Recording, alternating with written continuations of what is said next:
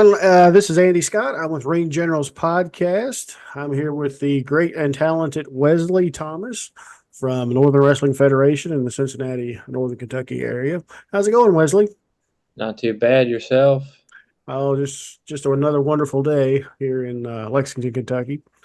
Are you from Cincinnati originally? I am. Okay. Um, Tell us a little bit about your background before we get into your wrestling career. Um, uh, Background. I was a very high level baseball player. I could see I that. played Diamond Select Baseball for the Miami Royalty. I did have a Nice. scholarship straight out of middle school, but I quit playing baseball in high school. Coaches, I wasn't a big fan of the coach. I think Yeah, I'd have found the new program or a different high school or something. But yeah. And uh, then go ahead. Yeah, and then I kind of got lost, didn't really know what to do. Loved pro wrestling my entire life. Somebody I worked with knew that there was a wrestling school around here. Little, I mean, a week later, I showed up at Roger Ruffin's door ready to go. So, Cool beans. So you kind of got um, you were kind of had a recommendation then. yeah, I Okay. needed something, and that definitely filled that void for me for sure. Okay, that's cool. So we were talking earlier. You said you were training for what, a year and a half, 2 years before you got I've been in the ring? training for 2.5. I've been wrestling on shows for a year and a half. Okay. So in the progress, I mean, when do you really get out of training? I know you can always go back and learn, learn something, but Um, In my opinion, you never stop learning. right. I don't think training really stops, but at some point, I do believe that training becomes less about what you can do physically in the ring, and then the mental ability and like the storytelling and just the knowledge of what you're doing and why you're doing it and where to do it. I think that's where the training kind of transfers from inside and outside of the ring. Um, I I love the training process, but also with new people coming in all the time. There's roadblocks to where you can only progress so far because of the caliber and the knowledge level of some of the people in your group. So Okay. I think there are times to kind of branch out and find different places to train and work and different ways to train and work. And I think that's how you kind of get your name out there and start pushing yourself out as well. Well, that's very intelligent thinking there. I agree with you 100%. If you don't get out of your comfort zone, you'll never grow. So I'm a little more familiar with OVW's training because we've interviewed a lot of those guys, and I've been a fan of theirs for years. So they have a beginners and an intermediate and an advanced class. Is that the way it works at NWF?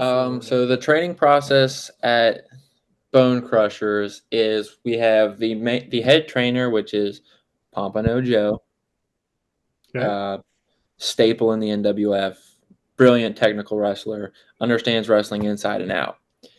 And then we have the swinger Ryan Clark, and that's really the two groups right now are just those two. Ryan Clark, he takes the more middle to intermediate and the beginners because they can kind of flow in and out of his training because he does a lot of calisthenic work and he wants to work on your cardio to make sure you can actually handle even being in the ring in the first place, which is huge. And then Pompano Joe, he's the guy who teaches the elite guys. He's the Beck Reeves, the Nick Ultima, the AJ Vests, those caliber guys. That's his group. That's who he hones in on because he's a lot of move development. He's a lot of positioning training, the knowledge of when and why to do things. That's him. And then there's also Roger Ruffin who watches and he sees the people progress, and that's when people get starting to put in shows or in matches, or maybe somebody deserves finally to be put in an angle. So that, that he spectates the training big time. And then there's Wildcat Chris Harris is always there too, giving little coaching tips all the time. that's cool. And Chris, of course, is kind of running he's running a lot of the agenting right now, it seems, for NWF. He's Roger oversees everything, and Chris is there just making sure storylines run beautifully. Yeah, it's him and Tony Bryant. Yep. Golly, Tony, Tony, of course, a legend in his own right of the NWF. The man's been around the game for years. Who do you think who are you leaning on the most right now in the NWF to kind of to more hone your craft? Obviously, you have your trainers, but like, who are you taking advice with outside of your training sessions? So outside of the training sessions, I Adam Don't mean to put Swayze. you on spot. Sorry. No, it's fine. I think the people I talk to the most about how to better myself, Adam Swayze is a guy Hmm. that I like to pick his brain because he is unbelievably intelligent when it comes to professional wrestling. For I sure. talk to him a lot. I do like to talk to Kat. I do like to talk to Kat. Tony, I talk to Tony a little bit more just because I think I wrestle a similar style to Tony, Hmm. so he can understand where I'm at and where and why I want to do things. And then I think somebody who just overall understands every aspect of professional wrestling is probably Nasty Russ. Oh yeah. Yeah. So those are probably my guys. Very, very elite group of guys to be working with. And of course, I think of the NWF as one of the premier schools and or one of the premier promotions in the Midwest area. Cincinnati is NWF country. Let's just call it like it is. There's a lot of stuff that happens in Cincinnati, and it has NWF's name written all over it. With that being said, in the NWF roster, what's been your best match? Your not best match, but favorite match up to this point? Oh, my favorite match. Um, I think have to be an argument of there's two matches that I think hold the same rank. And the first match is I think I was about 5 weeks into debuting, so it was my fifth or sixth match. And we have a heel by the name of Dakota Wolf. Mm-hmm. He is phenomenal, Very absolute genetic freak, strong as you can make him. And and he, Harry. yeah, very hairy. And he challenged me to keep up with him, and I think I did very well. We had a very good match. I got loads of reviews in the locker room that I did exactly what I was supposed to do. He did exactly what he was supposed to do, and it kept the fans happy. And then last year at the Future Stars anniversary show, I had a match with Adam Swayze. And it was a big difference in pace because it was a psychological match. It wasn't about the moves that we did within the match, it was about the story that we were telling. Mm-hmm. And that gave me a different point of view on professional wrestling, which I think I needed at the time. So I think that challenge makes that one of my favorites for sure. Cool. Andy, go ahead. Sorry. What's the biggest crowd you've wrestled in front of? Is it Hits? That seems like y'all's biggest venue that I've been to anyway. Hits is definitely the largest, but I feel like every time we are at the Ludlow Theater, Packed. we Yes. just pack it Yeah. out. I mean, it's almost a fire code every time we're there. That is Wall to nice wall atmosphere. people, I wall keep to getting wall people.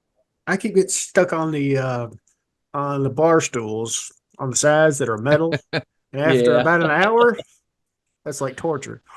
oh, I So bet.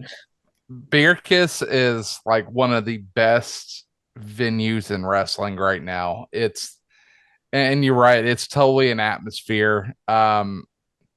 But it's kind of leading the way on venues in the northern Kentucky, Cincinnati area.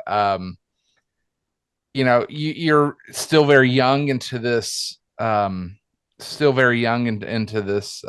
career. You know, what other places have you seen other than NWF? I know you came down to New South and teamed up with Nick to take on the Blondes because I got to call that match, got to ring announce that match. But I was there too.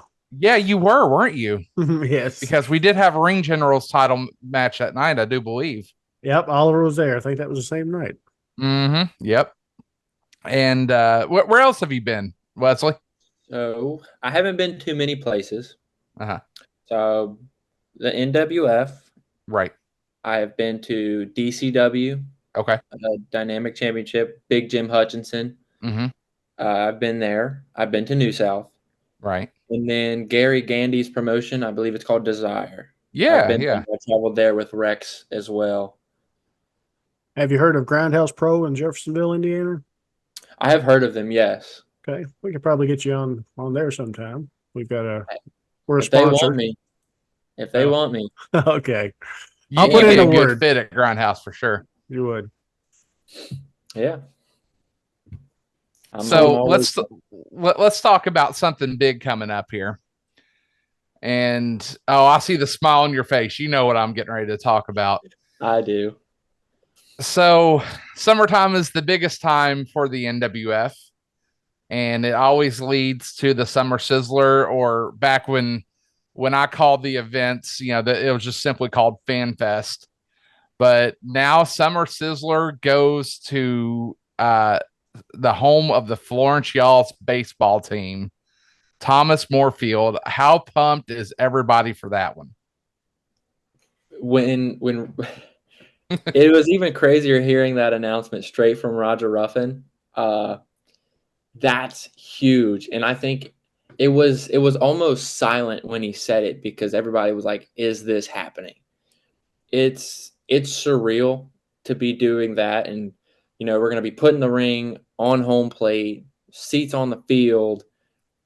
We're going to have a stadium atmosphere. And I think that's a hint at the dream, to be wrestling in front of crowds like that. And I think it's unbelievable, really.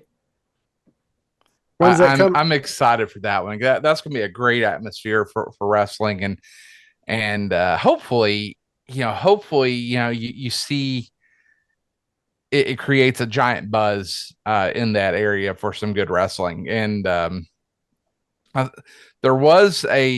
one point there was another type venue like Kids in Florence that had some shows, but I don't think they've seen a lot of wrestling since then. So that will be a pretty phenomenal atmosphere. Andy, what you got? Oh, I was just going to ask, when is that one? I haven't seen it. Seen anything about it? It is August 17th. Okay. So Cool. Third Saturday in August, right? I believe. I think. Yeah. Big event. Some of the Fan Fest events and Summer Sizzler events have always just kind of went above and beyond, for anybody who's never seen a Fan Fest show or Summer Sizzler show. It's that show that where all the feuds just come to an end. It's their WrestleMania. So Wesley, I know you're gonna be fighting for a big spot on that card. What's your thoughts on being a part of this one? Man, I think now that I'm more established and I actually have a position on the roster where people know my music when I come out, me and Jaeger, as soon as Party on Fifth Ave comes on, the fans know who we are, and it's time. So I think me and Jaeger have worked extremely hard to be a part of the main card this year. Last year we were pre-show, which Right. Eternally grateful. That was the biggest show I'd been on since. That's the biggest show I've been on, and it was amazing working with Big Jim and Sean Evans. That was a blast for me. This year, me and Jaeger have worked so hard to get put on that main card, and I think this year we're gonna make that happen. And wrestling in front of that crowd is the goal of the year. Really, I'm not worried about anything else but putting my name on that list. Well, that's cool. So I noticed you and Jaeger come out and you've got hose. What's with the hose? And And I'm talking about women, by the way, people. Talk about the actual yard implement. The garden hose. Yeah, there you go. Garden hose. It is the most non-PG way we can say anything, I think. We come out, we always have the hose with us, if you will. So I think Okay. that's and I don't think that went over anybody's head, so it really got the point across. Well, it is kind of funny. Definitely a talking point with the fans, I've noticed. So that's good. Yeah. So I'm sorry, Aaron. What is the next step for Wesley? The next step for Wesley. The next step for me is I think I need to develop my style in the ring. Yeah, I think that I fall short in a couple categories that I need to really work on. I really need to work on being a little bit more physical, showing people that I'm not just undersized, but I can hit just as hard. Yes, for you people who haven't seen Wesley in person, I'm gonna, make fun of him just a hair here. He has to run around to get wet in the shower. Yeah. Yep. If Wow. if he stuck his tongue out, turned sideways, he looked like a zipper. So I've never heard that one before. Man, those are some good Jerry Lawler jokes. Come on. Yeah. Oh, that's great. Sorry, man. No, you're fine. Well, Wesley, I do want to bring up one big question here. And you were talking about this to Andy before I got on. You're a baseball player, right? Yes. What position? I was a relief pitcher and a starting shortstop. I was going to guess pitcher because of the height. I'm pretty sure you had some pretty good momentum on that ball. Yeah. Yeah. Yep. And shortstop, you said? Yep. Okay, nothing short about you, but I know. Well, that's awesome. So you get to wrestle inside of a baseball stadium. Was pursuing baseball a dream of yours as well, or has it always been wrestling? Or baseball was the dream all throughout my childhood. But I played very high level, and I had a scholarship to Miami University of Miami of Ohio, straight out of middle school. Oh wow! Yeah, I was a prodigy, I guess. But when I got to high school, I wasn't a big fan of the coach.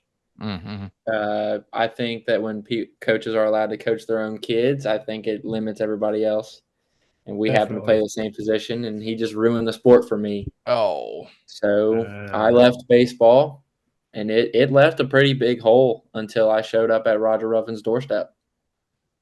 So what was the time period at the end of the baseball career to Roger Ruffin?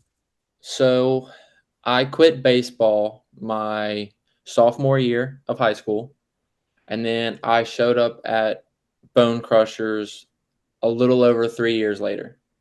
Okay. Wow. Cool. So you got a what's the word I'm looking for here? A release for your athletic talents. Looks like we lost Aaron.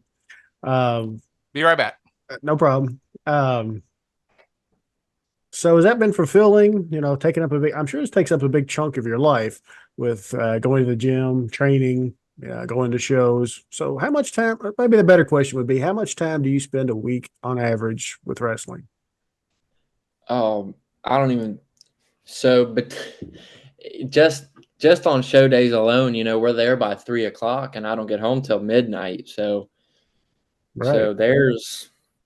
Are you on the ring crew? I do set up. Yeah, Okay. we all set up our own ring in the NWF. That's where we start. We make our bones that way. We everything. I was the cameraman. I picked up people's jackets when they threw them at me. That's how it works there. You're security until you're on the roster. So, okay. I'm sorry, I forgot the question now. Well, just how much time does your week get taken up with wrestling? Uh, Because you do so work a full-time job, right? I do work a full-time job. Yep. I think I'd probably between just show days and even just studying and watching wrestling and just everything that way, it probably takes up over 24 hours in a week, it takes up a lot of my time, but it's all I'm working for it to pay off. So Well, you're definitely put the hard progressing. work in now so it gets easier later. Good deal. I'm going to brag on the NWF just for a second here. When it comes to the efficiency of that promotion, of getting a ring set up, getting the barricades up, the seats out, the curtain up, the sound system up, NWF is one of the best to do it because of the hard work that everybody puts into it. And it's not just the trainees, it's not just the guys who are just getting going on the roster. It's everybody. Everybody, will push their weight. And I know that hard work has been instilled into you, Wesley.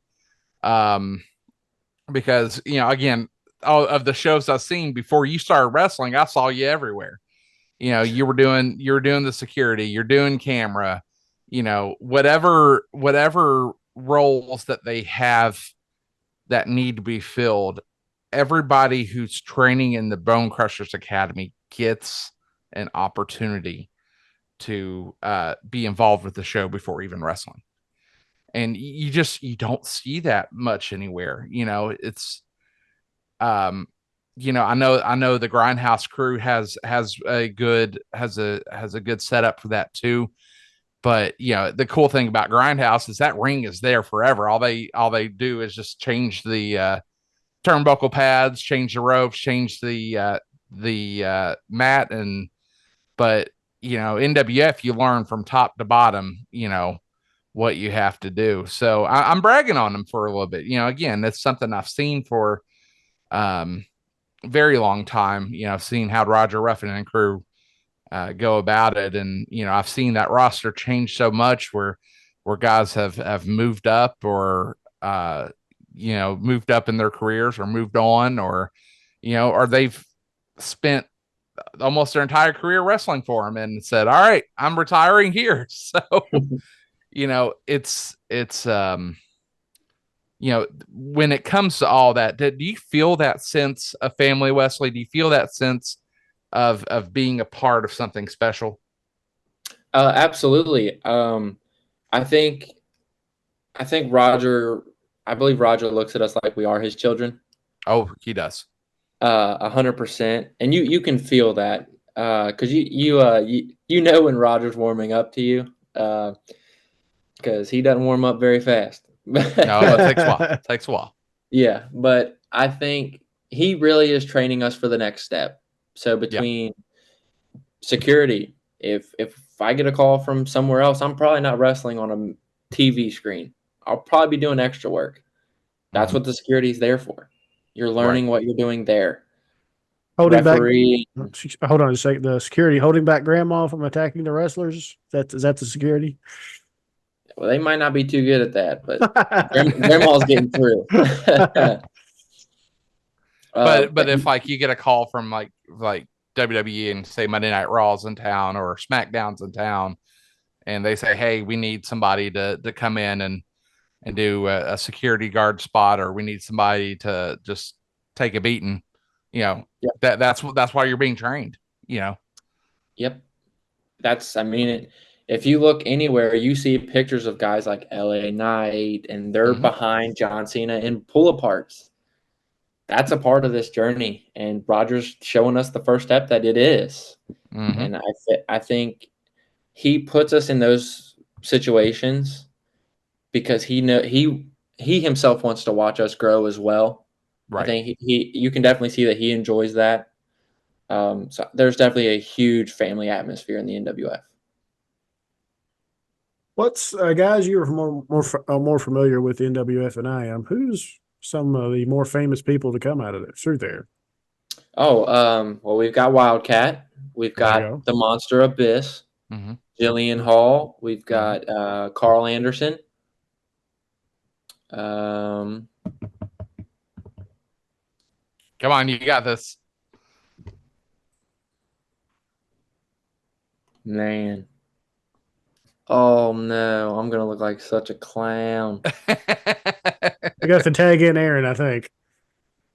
Well, I might have to. he's hit a lot of the ones who have gone on to the bigger promotions, but you got to think about guys like Lord Crew, who has just got done with Oh, I forgot Crew. a Oh run in no. Japan. Um, you know, you really got to think of a bunch of these guys that have really just you know they've all made have some kind of big move, honestly. Again, Lord Crew, he got his. Danny Todd, when he was wrestling for NWF, he got some bigger spots up there too. I haven't seen Danny Todd in a while. Of course, Nasty Russ and T Money, they made some good runs on the Indies. They were mainstays up at AIW when they're called. Well, we'll keep it PG. The boys from Jollyville. Yeah. So, um, but Roger Ruffin and crew, they have really, really, had that opportunity to make wrestlers, take it to the next level. Even John Moxley had a little run in the WF. Now he didn't wrestle for Bone Crushers per se, but he was a part of that NWF roster for a very short time. Aaron Williams. Oh yeah, Yeah. Aaron I Williams, mean, man, you can't leave him out of any conversation in love my some Aaron opinion. Williams, dude. Well, I've also seen Damian Chambers and Carson Drake up there too. Uh-huh. Damian Chambers was, I don't know if he started at Bone Crushers, but he certainly made his presence with the NWF, and as has Carson Drake, of course. Now, Carson Drake, I don't know where he started, but man, there's so many good people that have come out through there. Yeah. So what's some of the events coming up? You guys have got hits and Burkus, and where else are we besides Bone So Crushers? this Saturday we are at Bone Crushers. And then next Saturday is Mount Orb, the Mount Orb Sports Complex, the 29th. July, is it 7th or 8th? I believe it's the 7th. We are back at Swine City Brewery in Fairfield, which is always fun. It's outside. Bring your own seats. I always like going to Fairfield. Outdoor shows are fun for me. Swine City is the 6th. It's July 6th at Swine City. I have not gotten a chance to see Swine City yet. Don't worry about it. I have the only Fairfield shows I ever did, and I'm dating myself now because it's been a while since they've been there, but that was at the UAW Hall for me. Yeah. And again, I am dating myself so bad there. He's trying to tell us he's old, Wesley. Oh, I am. I am. My time with the NWF, it was very short when I was there. But I'm always glad to step in whenever I get a chance. But I've done stuff at Fairfield. There was one when they were doing a shot over at a gym in Indiana. I've done a couple times ring announcing over there too. But the cool thing about the NWF is they have a loop every month. You're busy. You're gonna have some kind of show, at least on a Saturday. It's very rare that you get a Saturday off at the NWF. Yes. Yes. Yep. All right. And I think, go ahead. Go ahead, Wesley. Sorry. I think with that loop, it keeps things fresh because we do we have storylines that are different from venue to venue. So if you want to see certain guys wrestle each other and that we advertise, well, that's the venue you go to. Right. So we're not all like, there are like storylines that aren't venue specific, but some of them are. Some of them only make sense in certain places because of where people are liked or hated. So I think that helps as well because our crowd is kind of different everywhere we are. So some of them tend to favor the bad guys, which I think is a little weird, but that's okay. Well, what I forgot one, guys. Jordan Clearwater. There he is, Golden Yeah. Boy. Jordan Clearwater came out of the Bone Crusher School. Go ahead, Aaron. Yeah, there you go. That was the one I was missing. Good deal. So, Wesley, what would be your Mount Rushmore of wrestling? This can be any personality in wrestling that you think is the best at what they do. All right. This is actually a very easy question for me. I've had the same 4 my entire life. My number 1 of all time is and will always be Ric Flair. Woo! I agree with that. That is my idol. They call me second nature because of that. So if you didn't know that, now you do. Number 2 is Dusty. Dusty, I just think the way he worked, the way he walked is beyond me. It's entertaining. He's more than professional wrestling. You give me 1 second, I'll go grab something from my office. Number 3, I think of just, it's got to be Jake Roberts for me. The way he talked, he wasn't yelling at you when he was talking. He got quiet, so if he forced you to listen to him, whether you loved him or you hated him, you had to listen to what he was saying. And I think that's something I hold and I want to use because it's brilliant. And then number 4, I'm a big tag team wrestling fan, huge tag team wrestling fan, which benefits me being in a tag team right now. I've got to go with the Midnight Express. Ooh. I am a beautiful Bobby guy. Bobby Eaton is perfect all around, in my opinion. Wow. I love Sweet Stan too. That's a very unique Mount Rushmore wrestling. I'm sorry, I missed the number 2. What was it? Oh, number 2 was Dusty Rhodes. Oh man, you are cool, dude. Yeah, it's not John Cena, and Rey Mysterio. So you study your old school, and I love it. Yes. Yeah, I'm an old wrestling fan. Well, quickly, Aaron, who's yours? You've asked me this before, and sometimes I forget because it's like there's so many that vary for me. But so I've always been a Sting fan. So Sting was up there for me. The Undertaker, just because somebody was able to take that gimmick and run it for so long, so many different variations. That one was on it too. Great Muta. Big Japanese wrestling fan. As a matter of fact, you can't really see it because of the glare, but there is a Muta or a Keiji Muto signed picture behind me. Cool. So those are 3 of them. I have to go Flair. And how many do I get? Do I get 4 or 5? 4. Sorry. 4 and Flair. So there you go. All right. So mine is based on who in my lifetime has entertained me the most. I loved what they did or whatever. Just entertainment. So mine's Lawler, Flair, Andre, and Bobby Heenan. Nice. Never laughed so much in my life with Bobby Heenan and Jerry Lawler. So can't beat that. Bobby Heenan was one of the greatest talkers in pro wrestling. And I loved him behind the commentary mic. It's if I were ever a heel type commentator, that's who I would study.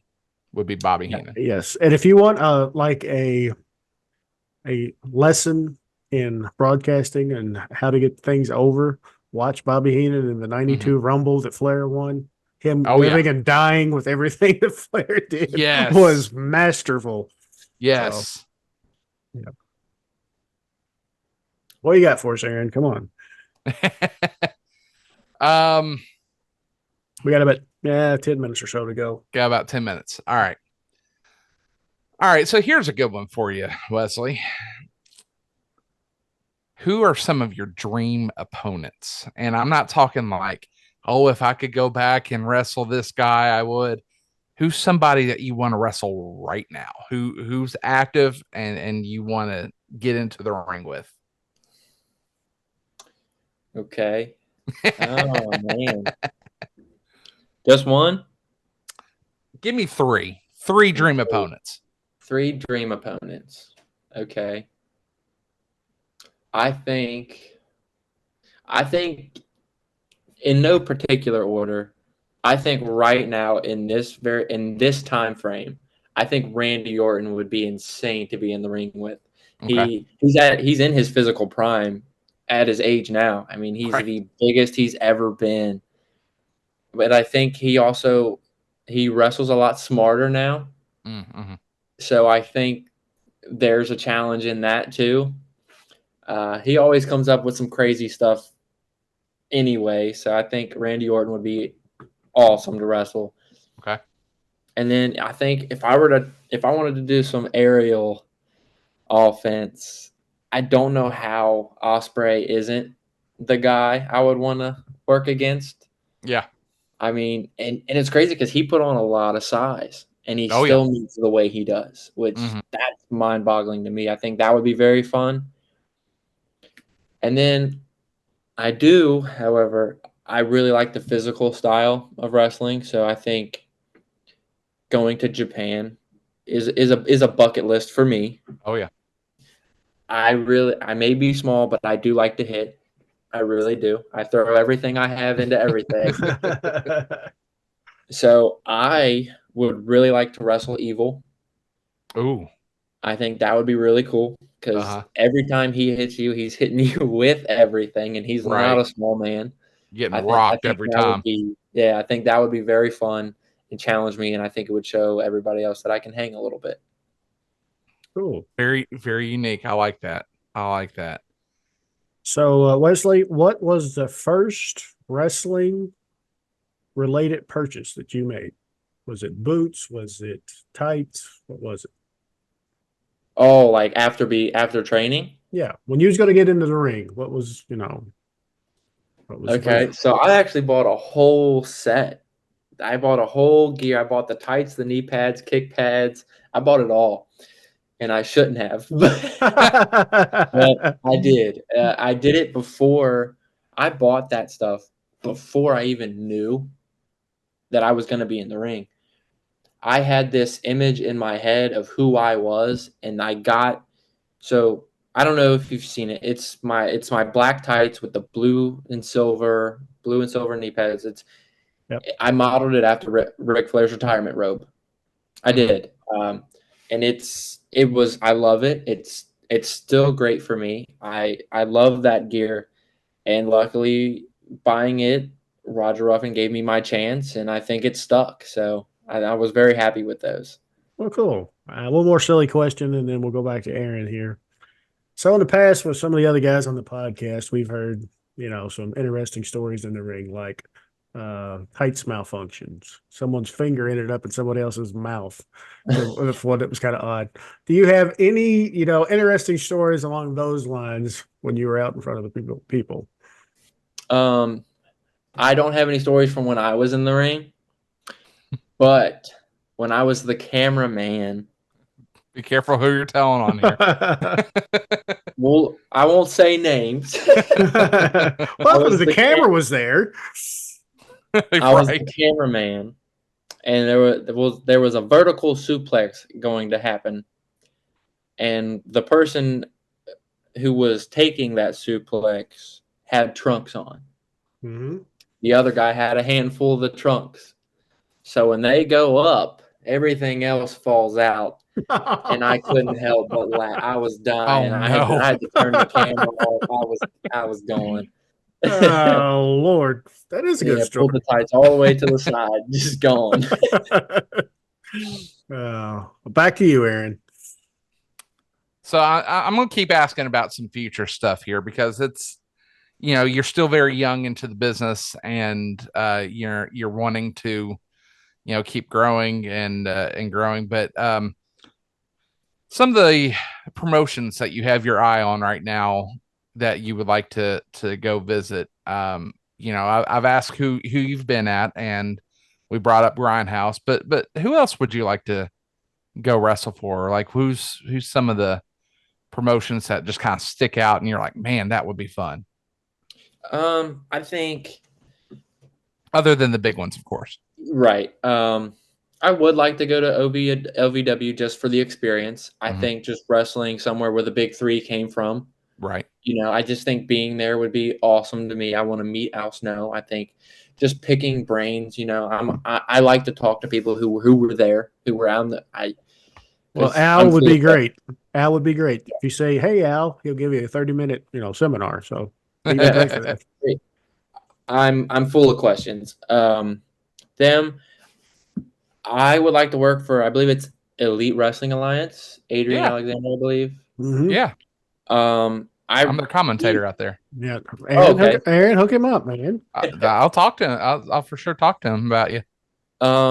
Because I remember when I went up to New South, he was actually on commentary with you, Right.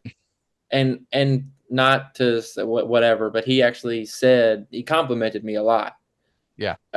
And that's big to me. But I see the talent he books, and I see he wrestles it himself, Right. and that's he's willing to put his own body on the line for his own show. That's huge. I mean, Roger Ruffin did the same thing. Mm-hmm.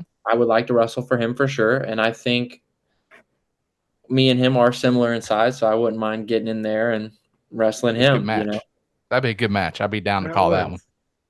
one. And then I think maybe unsanctioned Gen X. Mm-hmm. I think those two would be fun. Well, don't you do Gen X also, Aaron? Yeah. I got my hand in just about everything, it feels like. Yeah, I'm ring announcer out there and on commentary with Nick Manawa, Nice. in which I think Nick might do some stuff with unsanctioned as well. Actually, I can't recall, but I think that's one of his promotions. So, that all very good list. You would be in elite. Pardon the pun on words there, but you'd be in an elite company to be able to work those promotions. So for sure, I like that. I like that. That's you know, I think one of the big things that wrestlers do is they kind of get stuck in their home promotion a little bit, and they're kind of scared to go out and see what else is out there. But the good thing about NWF is, you have a good place there where they want you to go out and go see the other promotions and go see the other ones that would benefit you too. And I'm sure you'll have conversations with Chris and with Roger about that in the future. What's some of the best advice coming from those guys that you've gotten so far? Like what's been the thing that's just stuck to you? I think a big thing that stuck with me is from Roger. He told me that it's not about what you do, it's how you do it. Yes. And I think from being a guy who isn't the biggest, I tend to wrestle a little bit bigger than I am. And I don't get questioned. I don't get questions. I think making the people believe that I'm a little bit bigger than I am, I don't think that's priceless information, and I think I don't know how off but I think with the whole selling aspect, I can't look good if I'm not writhing in pain. I can't look good, and the guy I'm wrestling can't look good. So if we both put our boots on and we're out there ready to go full speed every time, we're both coming out of that match looking like $1 million. I think we're working together, not necessarily against each other. And I think that's a huge part of it. Very nice. Very nice. Well, Andy, how are we on time, sir? Well, we're going to have to wrap it up. So, All right.